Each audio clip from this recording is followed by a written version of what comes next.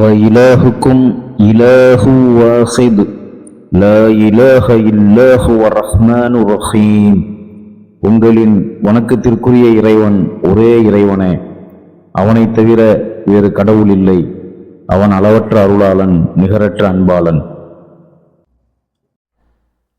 அஸ்ஸலாமு அலைக்கும் வரஹ்மத்துல்லாஹி வபரகாத்துஹு. இன்னல் ஹம்துலில்லாஹி நஹ்மதுஹு வனஸ்தஈனுஹு வனஸ்தக்ஃபிருஹு வனஊது பில்லாஹி மின் ஷுரூரி அன்ஃபுஸினா வ மின் ஸய்யிஆத்தி அமாலினா. மன் யஹ்திஹில்லாஹு ஃபலா முடில்ல லஹு வ மன் யுضلل ஃபலா ஹாதிய லஹு. வ அஷ்ஹது அன் லா இலாஹா இல்லல்லாஹு வஹ்தஹு லா ஷரீக லஹு வ அஷ்ஹது அன்ன முஹம்மதன் அப்துஹு வ ரசூலுஹு அம்மா பஅத். قال الله تعالى في القرآن العليم أعوذ بالله من الشيطان الرجيم بسم الله الرحمن الرحيم يا أيها الذين آمنوا اتقوا الله وقولوا قولا سديدا يصلح لكم أعمالكم ويغفر لكم ذنوبكم ومن يطع الله ورسوله فقد فاز فوزا عظيما. அன்பார்ந்த இஸ்லாமிய சகோதர சகோதரிகளே, அல்லாஹுடைய தூதர் நபிகள் நாயகம் ஸல்லல்லாஹு அலைஹி வஸல்லம் அவர்களுக்கு அல்லாஹ் இறக்கி வைத்த, அவன் புறத்திலிருந்து அல்லாஹ் இறக்கி வைத்த வகையான அல் குர்ஆனுடைய வசனங்களில் இறுதியாக இறக்கப்பட்ட வசனங்களை பற்றி இன்று நாம் பார்க்க இருக்கிறோம்.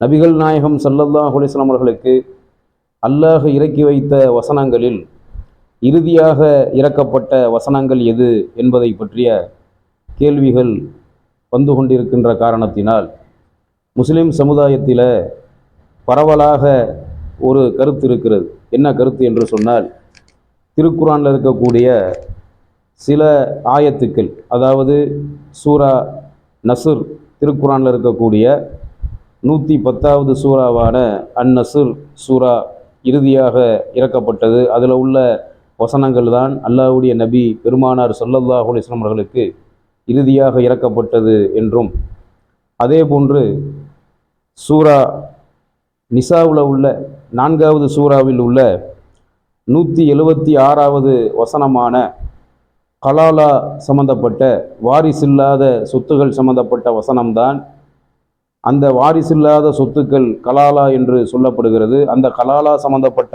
வசனம்தான் இறுதியாக இறக்கப்பட்ட வசனம் என்றும், 2வது சூறாவான அல் பக்ரா அத்தியாயத்தில் உள்ள 281வது சூறா, அதாவது 281வது வசனம், அதாவது 2வது சூறாவில் உள்ள 281வது வசனம்தான் இறுதியாக இறக்கப்பட்ட வசனம் என்றும், அதே போன்று சூரா மாயிதா 5வது சூறாவில் உள்ள 3வது வசனமான அல் யௌம அக்மல்து லக்கும் தீனக்கும் வ அத்மம்து அலைக்கும் நிஅமதி வ ரலீது லக்குமுல் இஸ்லாம தீனா என்ற 5வது சூறாவில் உள்ள 3வது வசனமும், 4வது சூறாவில் உள்ள 176வது வசனமும், 110வது சூறாவில் உள்ள 3 வசனங்களும், 2வது சூறாவில் உள்ள 281வது வசனமும் இறுதியாக இறக்கப்பட்ட வசனங்கள் என்று பல கருத்துக்கள் சமுதாயத்தில் நிலவி வருகிறது.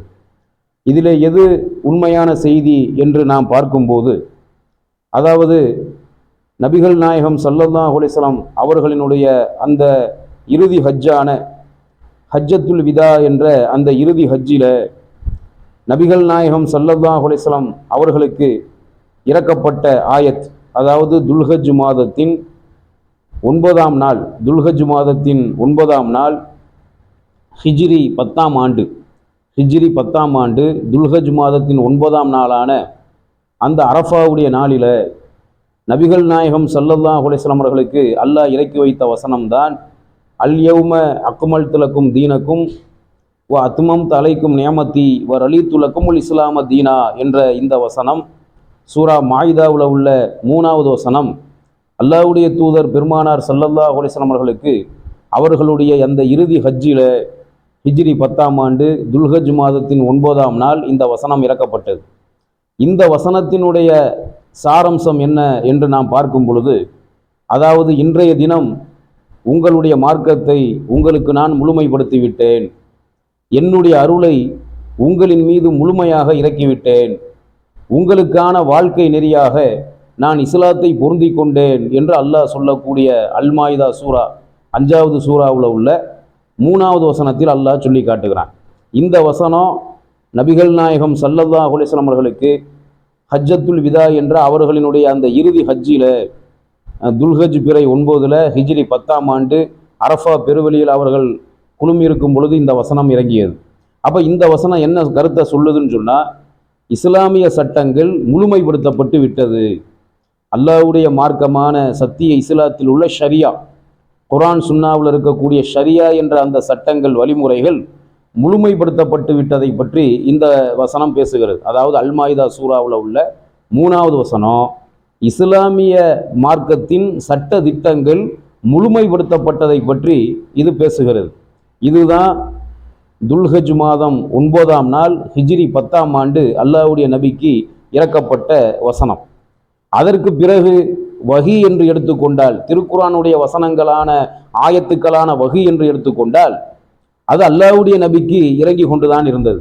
அந்த அடிப்படையில் பார்க்கும் பொழுது சிலர் சொல்வார்கள், அதாவது 4வது சூறாவான சூரத்து நிசாவில் உள்ள 176வது வசனமான கலாலா சம்பந்தப்பட்ட வசனம்.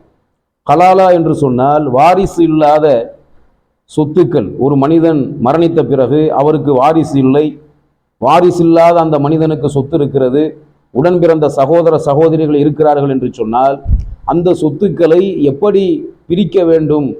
வாரிசில்லாத மனிதனுக்கு உடன் பிறந்த சகோதரிக்கு கொடுக்க வேண்டிய பங்கு என்ன, உடன் பிறந்த சகோதரிகளுக்கு பிரித்து கொடுக்க வேண்டிய அந்த அளவீடு பங்கீடை பற்றி வாரிசில்லாத சொத்துக்கள் சம்பந்தமாக வரக்கூடிய அந்த கலாலா வசனமும் இறுதியாக இறக்கப்பட்ட வசனம் அல்ல.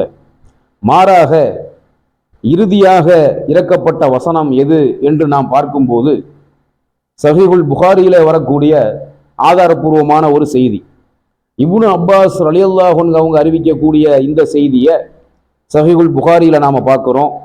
இப்னு அப்பாஸ் ரலியல்லாஹு அன்ஹு அவங்க அறிவிக்கிறாங்க, ஆஹரு ஆயத்தன் நஸலத் அலன் நபியி ஸல்லல்லாஹு அலைஹி வஸல்லம் ஆயத்துர் ரிபா.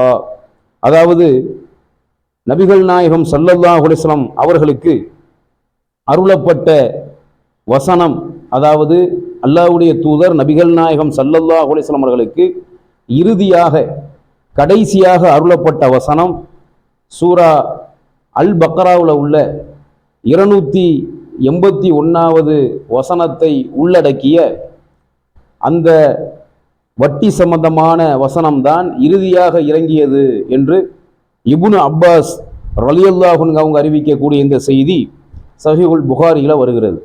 அதாவது வட்டி சம்பந்தப்பட்ட வசனங்களை நாம் பார்த்தோமேயானால் அல் பக்ரா சூராவில் 275, 277, 279 வட்டி சம்பந்தமான வசனங்கள் திருக்குர்ஆனில் தெளிவாக சொல்லப்பட்டு இருக்கிறது.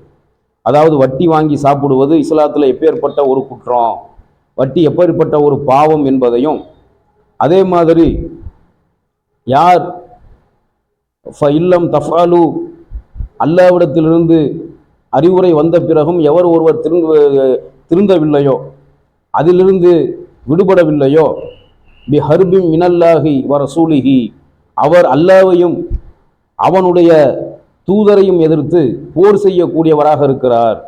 வட்டி பாவம் என்று பெரும் குற்றம் என்று அல்லாஹ்விடத்திலே அறிவுரை வந்த பிறகும் ஒருவர் திருந்தவில்லையானால், அப்படி செய்யவில்லையானால், அதாவது பாவம் என்று தெரிந்த பிறகும் அல்லாஹ்விடத்திலிருந்து சட்டம் இறக்கப்பட்ட பிறகும் அந்த வட்டியில் ஈடுபடக்கூடியவர்கள் அல்லாஹ்வையும் அல்லாஹ்வுடைய தூதரையும் எதிர்த்து யுத்தம் செய்யக்கூடிய சண்டையிடக்கூடிய பாவிகள் என்று அல்லாஹ் குர்ஆன்ல சொல்லி காட்டுறான். அந்த அல் பக்ரா சூறாவில் உள்ள 289வது வசனத்துக்கு அடுத்து வரக்கூடிய வசனமான 281வது வசனம்தான் நபிகள் நாயகம் ஸல்லல்லாஹு அலைஹி வஸல்லம் அவர்களுக்கு இறுதியாக இறக்கப்பட்ட வசனம்.